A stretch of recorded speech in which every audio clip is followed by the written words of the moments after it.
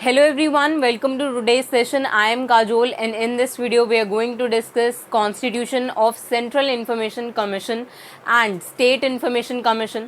So इससे पहले वाले वीडियोस में हमने RTI Act 2005 का इंट्रोडक्शन देखा था, जिसमें हमने इन्फॉर्मेशन की डेफिनेशन भी देखी थी और उसके बाद हमने पब्लिक अथॉरिटीज़ की डेफिनेशन देखी थी और जो पब्लिक अथॉरिटीज़ की ऑब्लिगेशंस हैं उनको भी हमने देख लिया था। तो अब हम डिस्कस करेंगे कि यहाँ पर जो RTI Act 2005 है उसके अंदर जो CIC है, that is central information commission की कॉन्स्टिट्यूशन कैसे होती है, और same goes with state information commission. So let's get started. तो अब यहाँ पे पहले हम देखेंगे कि constitution of central information commission, the central government shall by notification in the official gazette constitute a body to be known as the Central Information Commission to exercise the powers conferred on and to perform the functions assigned to it। तो अब यहाँ पे जो central information commission होगी उसको कौन constitute करेगा, कौन बनाएगा उसको, वो सेंट्रल गवर्नमेंट बनाएगी। और कैसे? By notification in the official gazette. तो ऐसे ही यहाँ पर जो सेंट्रल गवर्नमेंट है वो कॉन्स्टिट्यूट करती है एक सेंट्रल इन्फॉर्मेशन कमीशन को। अब यहाँ पे जो सेंट्रल इन्फॉर्मेशन कमीशन है वो एक्सरसाइज करेगी अपनी पावर्स को, जो भी उसको असाइंड होंगी या फिर जो फंक्शंस उसको परफॉर्म करने होंगे इस एक्ट के अंदर उनको। तो इन्हीं फंक्शंस और ड्यूटीज़ को परफॉर्म करने के लिए यहाँ पर जो सेंट्रल गवर्नमेंट है वो कॉन्स्टिट्यूट करती है एक सेंट्रल इन्फॉर्मेशन कमीशन को।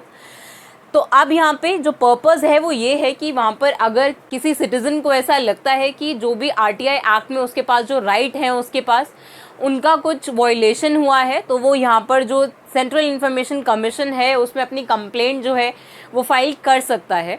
तो उन्हीं की कंप्लेंट्स को एड्रेस करने के लिए यहाँ पर ये जो सेंट्रल इन्फॉर्मेशन कमीशन है उसको कॉन्स्टिट्यूट किया जाता है सेंट्रल गवर्नमेंट के द्वारा। तो अब यहाँ पे जो सेंट्रल इन्फॉर्मेशन कमीशन है शेल कंसिस्ट ऑफ, मतलब कि जो सेंट्रल इन्फॉर्मेशन कमीशन है उसमें कौन कौन से मेंबर्स होंगे, कौन चेयरपर्सन होगा और कौन अपॉइंट करेगा उसको, तो वही हम आगे यहाँ पर डिस्कस करेंगे। तो अब यहाँ पे ये कंसिस्ट करता है चीफ इन्फॉर्मेशन कमिश्नर को, जो CIC होगा एक चीफ इन्फॉर्मेशन कमिश्नर को अपॉइंट किया जाएगा यहाँ पर। और such members of CIC not exceeding 10 as may be deemed necessary।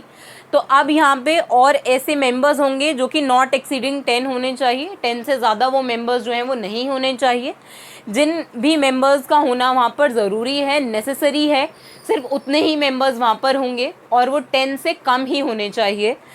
तो वही मेंबर्स जो हैं वो पार्ट बनेंगे सेंट्रल इन्फॉर्मेशन कमीशन का। Central Information Commissioner and Information Commissioner shall be appointed by President on the recommendation of a committee consisting of। तो अब यहाँ पे ये जो चीफ इंफॉर्मेशन कमिश्नर है और यहाँ पर जो इंफॉर्मेशन कमिश्नर्स होंगे तो उन दोनों को ही यहाँ पर जो प्रेसिडेंट है वो अपॉइंट करेगा। किसकी रिकमेंडेशन पे? तो वहाँ पर एक कमेटी कॉन्स्टिट्यूट होती है, उसकी रिकमेंडेशन से यहाँ पर प्रेसिडेंट जो है वो अपॉइंट करता है यहाँ पर किसको? चीफ इंफॉर्मेशन कमिश्नर को और इंफॉर्मेशन कमिश्नर्स को।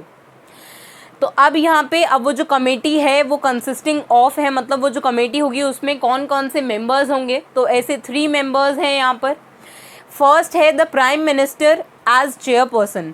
तो अब वो जो कमेटी होगी जिसकी रिकमेंडेशन पे जो प्रेसिडेंट है वो अपॉइंट करेगा CIC को या फिर ICs को, तो वहाँ पर जो प्राइम मिनिस्टर होंगे वो चेयरपर्सन होंगे उस कमेटी के। सेकेंड है यहाँ पर the leader of opposition in the Lok Sabha, और यहाँ पे जो लीडर ऑफ ऑपोजिशन होगा लोकसभा में वो भी उस कमेटी के मेंबर होंगे। नेक्स्ट यहाँ पे union cabinet minister to be nominated by prime minister. तो अब यूनियन कैबिनेट के वो मिनिस्टर्स जो भी प्राइम मिनिस्टर रेकमेंड करेगा वो मेंबर्स जो हैं वो वहाँ पर उस कमेटी के मेंबर बन जाएंगे, जो बाद में जिसकी रिकमेंडेशन पे प्रेसिडेंट जो है वो अपॉइंट करेगा CICs को और ICs को। तो अब नेक्स्ट है यहाँ पे CIC and ICs which means commissioner, central information commissioner and information commissioners shall be persons of eminence in public life with wide knowledge and experience in law। तो अब ये जो ऑफिसर्स हैं यहाँ पर इनमें इनका एक्सपीरियंस और नॉलेज होनी चाहिए in the field of law, science and technology, social service, management, journalism, mass media, administration and governance. तो इन सारी ही फील्ड में एक्सपर्टीज़ होनी चाहिए चीफ इंफॉर्मेशन कमिश्नर और इंफॉर्मेशन कमिश्नर्स की, तो तभी उनको यहाँ पर अपॉइंट किया जाएगा। तो अब यहाँ पे एक इम्पॉर्टेंट पॉइंट है जिसको हम आगे डिस्कस करेंगे while discussing state information commission. So अब आगे हम देखते हैं कि यहाँ पर constitution of state information commission कैसे होता है, SICs का जो कॉन्स्टिट्यूशन है वो कैसे होगा।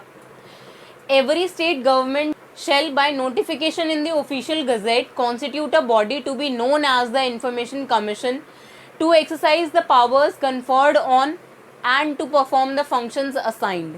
तो अब यहाँ पे जैसे हमने यहाँ पर देखा था कि जब सेंट्रल इंफॉर्मेशन कमीशन में यहाँ पर सेंट्रल गवर्नमेंट जो है वो ऑफिशियल गजेट में नोटिफिकेशन इशू करके वहाँ पर जो सेंट्रल इंफॉर्मेशन कमीशन है उसको कॉन्स्टिट्यूट करती है। अब वैसे ही यहाँ पर जो स्टेट गवर्नमेंट है वो यहाँ पर ऑफिशियल गजेट में नोटिफिकेशन जो है वो इशू करके कॉन्स्टिट्यूट करेगी एक बॉडी को, जिसको हम बोलेंगे कि वो स्टेट इंफॉर्मेशन कमीशन है। और ये जो कमीशन होगी वो एक्सरसाइज करेगी अपनी पावर्स को, जो भी उसे असाइंड होंगी उन फंक्शंस को परफॉर्म करेगी जो भी उसको दिए गए होंगे इस एक्ट के अंदर। तो अब यहाँ पे जो स्टेट इंफॉर्मेशन कमीशन है शेल कंसिस्ट ऑफ, अब जो स्टेट इंफॉर्मेशन कमीशन है उसमें कौन कौन से मेंबर्स होंगे। The state chief information commissioner होगा वहाँ पर, जो हमने यहाँ पर सेंट्रल के केस में देखा कि यहाँ पर चीफ इंफॉर्मेशन कमिश्नर होता था, वैसे ही यहाँ पर स्टेट चीफ इंफॉर्मेशन कमिश्नर होता है। नेक्स्ट है यहाँ पे such members of SIC not exceeding 10 as may be deemed necessary. तो ये यहाँ पर CIC की तरह ही है कि यहाँ पर भी ऐसे 10 से कम मेंबर्स ही होने चाहिए जिनको भी अपॉइंट करना वहाँ पर नेसेसरी है स्टेट इंफॉर्मेशन कमीशन के लिए। तो अब यहाँ पे जो स्टेट चीफ इंफॉर्मेशन कमीशन है एंड स्टेट इंफॉर्मेशन कमीशन है shall be appointed by the governor. तो अब गवर्नर जो है वो अपॉइंटमेंट करेगा यहाँ पर स्टेट चीफ इंफॉर्मेशन कमिश्नर की भी और स्टेट इंफॉर्मेशन कमिश्नर की भी, on the recommendation of a committee consisting of. और अब जो गवर्नर होगा वो अपॉइंटमेंट तो करेगा लेकिन किसकी रिकमेंडेशन पर, यहाँ पर भी एक कमेटी कॉन्स्टिट्यूट होगी। अब इसके मेंबर्स कौन होंगे, इस कमेटी के मेंबर्स कौन होंगे, चीफ मिनिस्टर होगा हु शेल बी चेयरपर्सन। तो अब यहाँ पे वो स्टेट का जो चीफ मिनिस्टर है वो ही यहाँ पर जो है वो चेयरपर्सन होगा। जैसे हमने यहाँ पर इस केस में देखा था कि यहाँ पर प्रेसिडेंट अपॉइंट करता था और यहाँ पर कमेटी थी चेयर्ड बाय प्राइम मिनिस्टर, वैसे ही यहाँ पर चीफ मिनिस्टर चेयर करेगा, वही चेयरपर्सन होगा यहाँ पर उस कमेटी का जिसकी रिकमेंडेशन पे गवर्नर जो है वो स्टेट चीफ इंफॉर्मेशन कमिश्नर को अपॉइंट करेगा। और कौन होगा, the leader of opposition in the legislative assembly and a cabinet minister to be nominated by chief minister. तो अब यहाँ पे लीडर ऑफ ऑपोजिशन होगा जो कि लेजिस्लेटिव असेंबली का होगा, एंड कैबिनेट मिनिस्टर, एक कैबिनेट मिनिस्टर होगा जिसको यहाँ पर चीफ मिनिस्टर ही नॉमिनेट करेगा। जैसा हमने यहाँ पर देखा था कि यहाँ पर वो प्राइम मिनिस्टर नॉमिनेट कर रहा था कैबिनेट, यूनियन कैबिनेट मिनिस्टर को, वैसे ही यहाँ पर जो कैबिनेट मिनिस्टर है उसको नॉमिनेट करेगा चीफ मिनिस्टर। तो इसी कमेटी की रिकमेंडेशन पे यहाँ पे गवर्नर जो है वो अपॉइंट करेगा यहाँ पर SCICs। अब नेक्स्ट है जो हमने यहाँ पर देखा था, पर एक इम्पॉर्टेंट पॉइंट है जिसको डिस्कस करना इम्पॉर्टेंट है कि जो RTI एक्ट 2005 है उसमें 2019 में अमेंडमेंट्स हुए और उसमें वहाँ पर टेन्योर और सैलरी में चेंज हुआ यहाँ पर चीफ इंफॉर्मेशन कमिश्नर की। तो उससे पहले हम यहाँ पर देख लेते हैं कि यहाँ पर स्टेट इंफॉर्मेशन कमीशन का क्या टेन्योर होता है। तो अब यहाँ पे SCICs shall held office for a term of 5 years। तो अब यहाँ पे जो टर्म ऑफ ऑफिस होगा वो 5 years के लिए होगा और till he attains the age of 65 years। और जब तक जो SCICs हैं वो 65 years के नहीं हो जाते तब तक वो अपना जो ऑफिस है वो होल्ड कर सकते हैं, विच एवर इज़ अर्लियर। तो अब या तो अ टर्म ऑफ 5 years या फिर 65 years की एज तक ही वो अपना ऑफिस जो है वो होल्ड कर सकते हैं, दोनों में से जो भी पहले होगा उस टर्म तक। Reappointed if not attend age of 60 years otherwise not to be reappointed. तो अब यहाँ पे वो जो SCICs हैं वो रीअपॉइंट भी हो सकते हैं, लेकिन इसमें ये कंडीशन है कि अगर उन्होंने अभी 60 इयर्स की जो एज है वो अटेन नहीं करी है, वो सिर्फ तभी रीअपॉइंट हो सकते हैं। अगर ऐसा नहीं है, otherwise not to be reappointed. अगर वो 60 इयर्स की एज अटेन कर चुके हैं तो उस केस में फिर उनका रीअपॉइंटमेंट जो है वो नहीं होगा। तो यहाँ पर रीअपॉइंट भी हो सकता है, सिर्फ किस केस में, जब तक वो 60 इयर्स की एज जो है उसको अटेन नहीं कर लेते, यहाँ पर SCICs। यही यहाँ पर टर्म ऑफ ऑफिस होता है स्टेट इन्फॉर्मेशन कमिश्नर का। तो अब हम देखते हैं कि क्या क्या अमेंडमेंट्स हुए थे 2019 के अंदर और उसको कंपेयर करेंगे जो rules and regulations RTI act 2005 में थे जिनको अमेंड किया गया। तो अब यहाँ पे RTI एक्ट 2005 के अंदर टर्म ऑफ ऑफिस जो है, वैसे तो हमने यहाँ पर जो डिस्कस किया वो हमने स्टेट के लिए डिस्कस किया, स्टेट चीफ इंफॉर्मेशन कमिश्नर के लिए डिस्कस किया था। तो अब हम यहाँ पे इसको साथ में कंपेयर करेंगे। अब यहाँ पे the CICs and ICs at central and state level, मतलब दोनों ही लेवल्स की बात हो रही है, सेंट्रल लेवल पर भी और स्टेट लेवल पर भी, will hold office for a term of 5 years. तो हमने यहाँ पर भी देखा ही था कि यहाँ पर 5 ईयर्स के लिए टर्म ऑफ ऑफिस होता है। तो ऐसा ही यहाँ पर सेंट्रल लेवल पे जो सेंट्रल इंफॉर्मेशन कमीशन है उसके लिए भी और स्टेट इन्फॉर्मेशन कमीशन जो है उसके लिए भी जो टर्म ऑफ ऑफिस जो है वो 5 ईयर्स ही रहता है। तो ऐसा था RTI एक्ट 2005 के अंदर। तो अब इसको अमेंड करके क्या हो गया, यहाँ पर RTI रूल्स 2019 के अंदर क्या हुआ कि the CICs and ICs at central and state level will hold office for a term of 3 years. तो जो टर्म ऑफ ऑफिस है उसको कम कर दिया। अब यहाँ पर जो पहले 5 ईयर्स था उसको 3 ईयर्स के लिए कर दिया।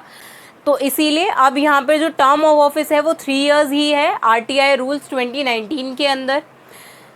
ये तो था टर्म ऑफ ऑफिस के बेसिस पर कि कैसे डिफरेंट है RTI act 2005 and RTI rules 2019। इसमें क्या अमेंडमेंट्स हो गए, 5 ईयर्स जो पहले था वो अब 3 ईयर्स हो गया। नेक्स्ट है यहाँ पे सैलरी के बेसिस पे क्या चेंजेस हुए हैं। तो यहाँ पे RTI एक्ट 2005 के अंदर था सेंट्रल लेवल पे जो सेंट्रल इंफॉर्मेशन कमिश्नर है, सेंट्रल लेवल पे जो CIC या फिर IC हैं उनके लिए क्या सैलरीज थी, is equivalent to salary paid to chief election commissioner. तो अब चीफ इलेक्शन कमिश्नर के इक्वलेंट थी यहाँ पर सैलरी पहले सेंट्रल लेवल पर, जो कि थी ₹2.5 लाख पर मंथ। तो ये तो था सेंट्रल लेवल के लिए। अब स्टेट लेवल पे क्या था, equivalent to election commissioner and chief secretary of state government, that is ₹2.25 lakh per month. तो ये पहले सैलरी थी RTI एक्ट 2005 के अंदर।